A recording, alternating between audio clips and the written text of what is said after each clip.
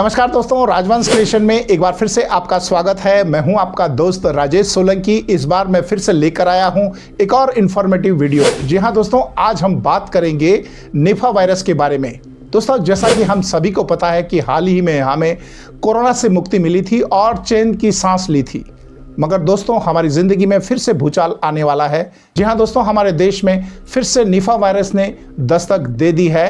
इस वायरस को सबसे पहले केरल में डिटेक्ट किया गया है, जिसकी वजह से केरल गवर्नमेंट ने वहां पर हाई अलर्ट जारी कर दिया है। यहां तक कि हमारे स्वास्थ्य विभाग ने हमारे देश के कई हिस्सों में भी इसकी चेतावनी दी है। दोस्तों, इस वीडियो को बनाने का हमारा मकसद किसी भी प्रकार की कोई भ्रांति फैलाना नहीं है, ना ही लोगों में डर का माहौल पैदा करना है। हमारा मकसद सिर्फ इतना है कि इस वायरस के बारे में लोगों को पता रहे, ताकि वो सतर्क रहे, अलर्ट रहे और इस वायरस को हमारे देश में फैलने से रोका जा सके। चलिए दोस्तों, एक नज़र डालते हैं इस निफा वायरस के इतिहास पर।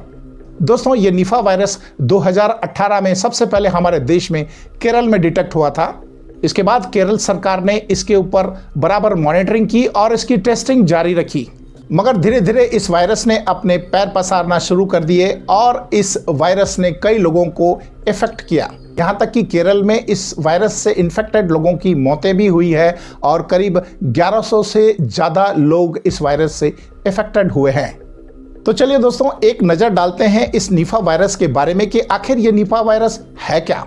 दोस्तों, अक्सर ये देखा गया है कि ये वायरस जानवरों से इंसानों में फैलता है, जिसे जेनेटिक डिसीज कहा जाता है। ज़्यादातर ये वायरस चमगादड़ और सूअर के माध्यम से इंसानों में फैला है और ये वायरस बहुत ही घातक है और इंसानों को अपना शिकार बना रहा है। एक रिपोर्ट के मुताबिक ये चमगादड़ के सलाइवा यानी कि उसकी लार से ये वायरस फैलता है और एक बार इंसान की बॉडी में आने के बाद ये एक इंसान से दूसरे इंसान की बॉडी में ट्रांसमिट होता है और बहुत तेज़ी से ट्रांसमिट होता है। दोस्तों, अब जानते हैं इस निफा वायरस के लक्षण के बारे में कि आखिर हमें कैसे पता लगेगा कि हमारी बॉडी में निफा वायरस एंटर कर चुका है। डॉक्टरों की स्टडी के मुताबिक इस वायरस का तुरंत पता नहीं लगता है। ये ह्यूमन बॉडी में आने के बाद 3 से 4 दिन के बाद डिटेक्ट होता है, तब तक इस वायरस का नहीं पता चल पाता है। इस वायरस के ह्यूमन बॉडी में एंटर करने के बाद इंसान को सबसे पहले बुखार आता है, खांसी रहती है, गले में खराश रहती है, उल्टी होती है और धीरे धीरे सर दर्द बढ़ने लग जाता है और ये सीधा ह्यूमन के ब्रेन पर अटैक करता है। इसके बाद ये वायरस सीधा इंसान के दिमाग पर अटैक करता है, जिसकी वजह से इंसान कोमा में चला जाता है या फिर कभी कभी उस इंसान की मौत भी हो जाती है। ऐसा माना जा रहा है कि ये वायरस कोरोना वायरस से भी डेंजर है, यानी कि कोरोना वायरस से भी ये कई गुना खतरनाक है। आपको बता दें कि इस वायरस की अभी तक कोई दवा नहीं बनी है और ना ही किसी प्रकार की कोई वैक्सीन बन पाई है।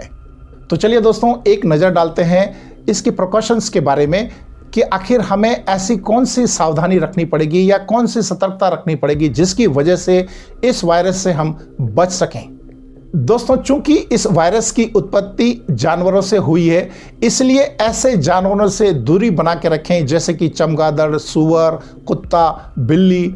ये सभी जानवरों से ये बहुत जल्दी ह्यूमन बॉडी में ट्रांसमिट हो रहा है, इसलिए जहां तक हो सके इन जानवरों से दूरी बना के रखें और जहां तक हो सके भीड़ भाड़ वाले इलाके में जाने से बचें, यानी कि आप किसी भी भीड़ का हिस्सा ना बने।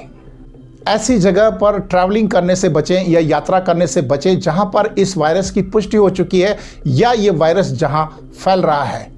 दोस्तों, जहां तक हो सके बाहर की किसी भी वस्तु को खाने से परहेज करें, खास करके नॉनवेज खाने से बचें, क्योंकि ऐसा देखा गया है कि ये जानवरों के माध्यम से ये बैक्टीरिया इंसान की बॉडी में एंटर करता है और यदि आप नॉनवेज का सेवन करेंगे तो हो सकता है ये वायरस उस नॉनवेज के थ्रू आपकी बॉडी में एंटर कर सकता है और आपकी बॉडी के द्वारा ये मेन टू मेन ट्रांसमिट हो जाएगा और ये स्प्रेड हो जाएगा।